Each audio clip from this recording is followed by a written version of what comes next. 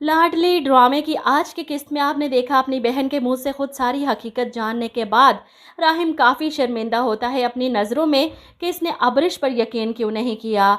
इसीलिए तो घर आकर अपनी माँ और नाजो के सामने कहता है कि मुझे अब्रिश से शादी करनी है। और इस बात पर नाजो का रिएक्शन देखने वाला था। तुम्हारी उस घर में शादी नहीं हो सकती क्योंकि मेरी शादी वहाँ हो रही है। ऐसे में राहिम अपनी माँ से बात करता है, अगर नाजो की पसंद की शादी को आप इतने आराम से मान सकती हैं तो आपको मेरी बात भी माननी पड़ेगी। मैं भी अब्रिश को पसंद करता हूँ और उसी से शादी करूँगा। अब सबाहत बेगम सही फंसी। बेटी की बात मानती हैं तो वो खुश और बेटे की नहीं मानती तो वो नाराज़ हो जाएगा कि एक की पसंद की शादी आपने करवा ली और दूसरे पर आपको एतराज़ है।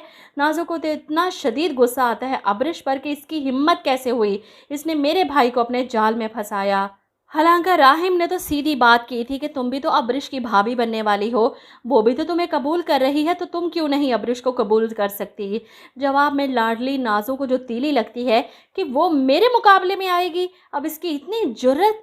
वो सीधा रूहान को फ़ोन करके इसे सारी हकीकत बताती है कि अब्रिश को रोको, राहिम भाई उसके लिए पागल हो रहे हैं। कहते हैं अब्रिश से शादी करूंगा वरना वो मेरी शादी भी रुकवा देंगे। ऐसे में रूहान कहता है कि अब्रिश राहिम को पसंद करती है तो इसमें मसला क्या है, ये कोई गलत बात तो नहीं, हम दोनों भी तो एक दूसरे को पसंद करते हैं।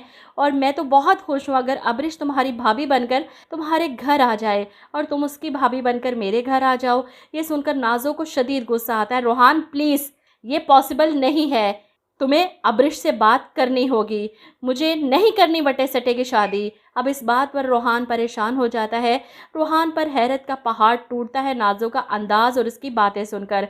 इसे तो लगा था कि नाजो बहुत प्यारी, बहुत मासूम, धीमे मिजाज की लड़की है, लेकिन आज पहली बार इसे कुछ अलग वाइब्स आ रही हैं नाजो से। इधर आप देखेंगे कि सब घर वाले बैठे हैं जब राहिम की पसंद के बारे में सबको पता चलता है। ऐसे में नाजो और रूहान की शादी में अरसल तो मान चुका है लेकिन अपनी बीवी से नज़रें नहीं मिला पा रहा कि इसके सामने शर्मिंदा था कि गलती नाजो की थी और मैंने अपनी बीवी की बात पर यकीन नहीं किया।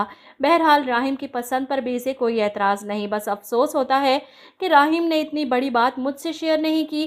खैर अरसल इन दोनों रिश्तों पर रजामंदी का इजहार करते हुए नाजो से कहता है, मुझे रूहान अच्छा लगा, जाहिर सी बात है इसकी बहन भी अच्छी ही होगी। और ऐसे में नाजो अरसल भाई से कहती है कि रूहान वाकई में बहुत अच्छे हैं, लेकिन भाई मैं वट्टे सट्टे की शादी के हक़ में नहीं हूँ। आपको नहीं पता इस शादी में कितने मसले हो सकते हैं।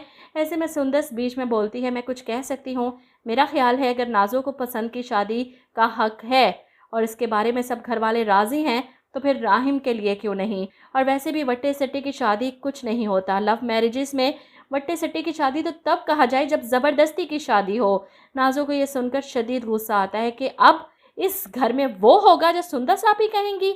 अरसल भाई समझा ले अपनी बीवी को, हमारे मामलात में मत बोले।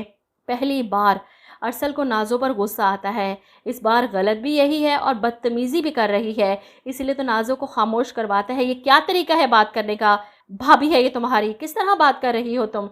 नाजो को और गुस्सा आ जाता है कि आप सुंदस आपी की वजह से मुझे डांट रहे हैं। इस बात को अपनी अना का मसला बना लेगी कि सुंदस की वजह से अरसल भाई ने मुझसे ऊंची आवाज़ में बात की और बदला लेने के लिए वो किसी भी हद तक जा सकती है।